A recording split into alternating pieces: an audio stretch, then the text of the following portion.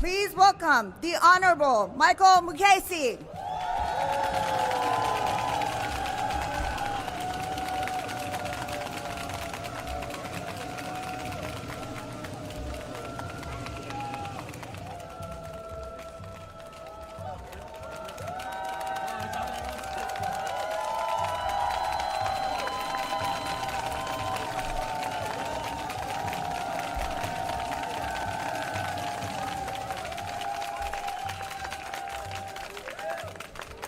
Thank you very much for that kind introduction, and thank you all for being here. And particularly warm greetings to the residents of Ashraf, who I understand are watching this today.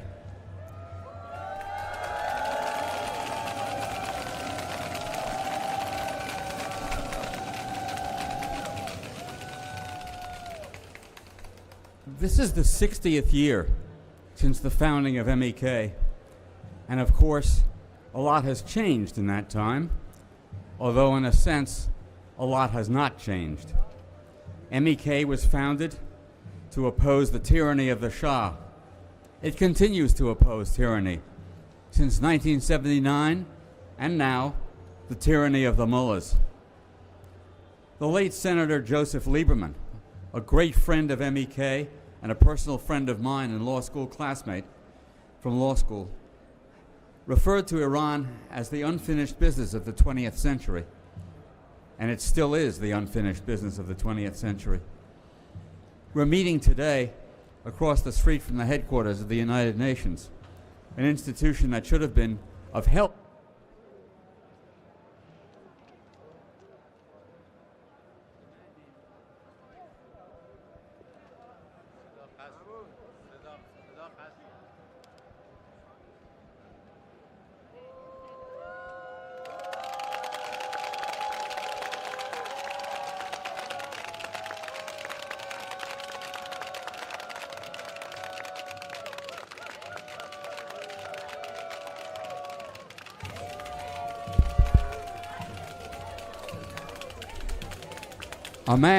A man named Masoud Pezeshkian has come to the United Nations to attend the UN General Assembly, claiming to represent Iran. But of course, all he represents is the tyrannical regime of the mullahs that, for the moment, controls the country.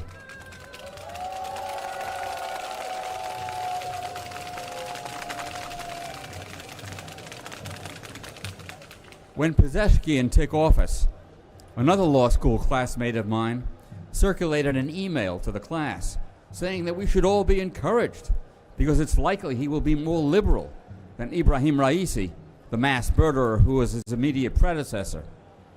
The reason why my classmate thought Pezeshkian was likely to be liberal is that he is a physician, a cardiologist who practices the healing arts, and so surely he must be humane.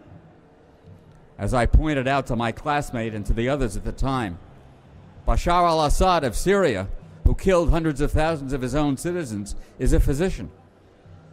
The late Ayman al-Zawahiri, who succeeded Osama bin Laden as head of al-Qaeda, was a physician.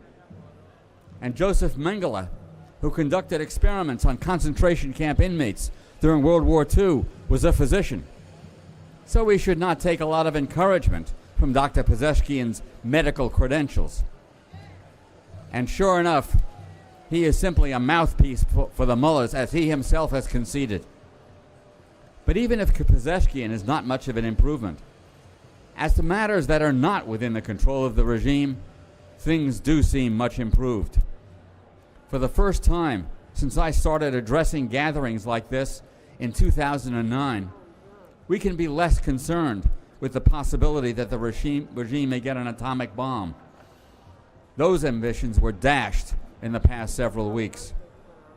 We can also take encouragement from the fact that the Europeans have started the process of putting in place the snapback sanctions that the regime has been dreading, and that will likely make its precarious economic situation even shakier. Even before those sanctions go into effect, the regime cannot even provide its citizens with reliable supplies of electricity and water. I don't think it's an overstatement to say that conditions are more favorable now for the collapse of the regime than they have been in decades. Unfortunately, one symptom of this good news is the bad news, that the regime has reverted to an accelerated campaign of executions and repression as the only way of trying to stay in control. However, even in the face of this brutality, the Iranian people demonstrate against the regime and make it clear that they blame the regime and not the nations opposing the regime for the harsh conditions in the country. There are several things that we can do from outside the country to help bring about better days for the Iranian people. First, we should make it clear to our own governments that the only alternative for the Iranian people and the rest of the world to live with is regime change. Regime change in Iran by the people of Iran.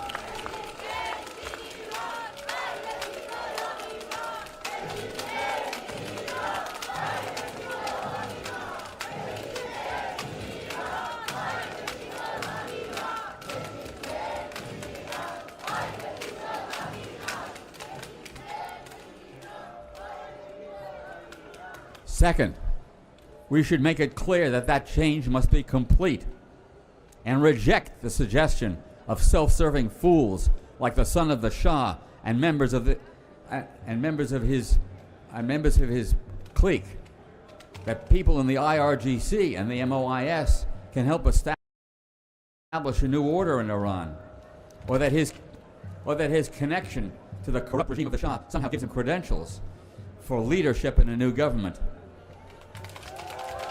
No, Shah, no.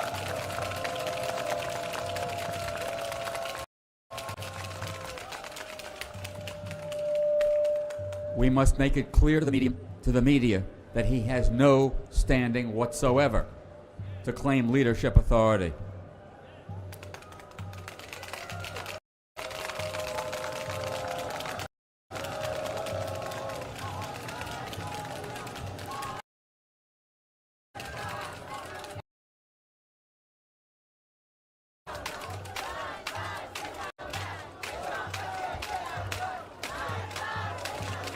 No, Shah, no Mullah. No, Shah, no Mullah.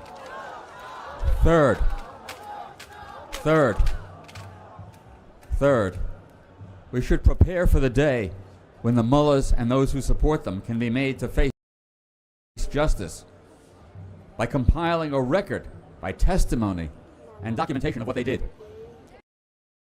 The massacres, the phony trials, the executions, so that the evidence is at hand. And finally, we should make it clear that any new order must be based on principles of democracy and equality of all men and women before the law and a non-nuclear government, principles that are outlined by Mrs. Rajavi in her 10-point plan.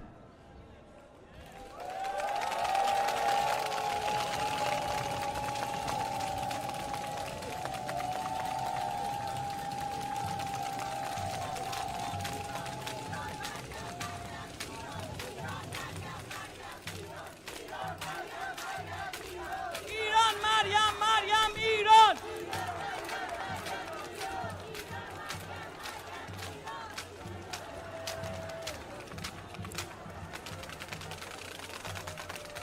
In short, this is the time to redouble our efforts against the regime and to prepare for the day when those efforts succeed. The people in Ashraf who are watching this rally already know this. We have to get the message to that outside the country and to the world at large. Thank you very much for being here.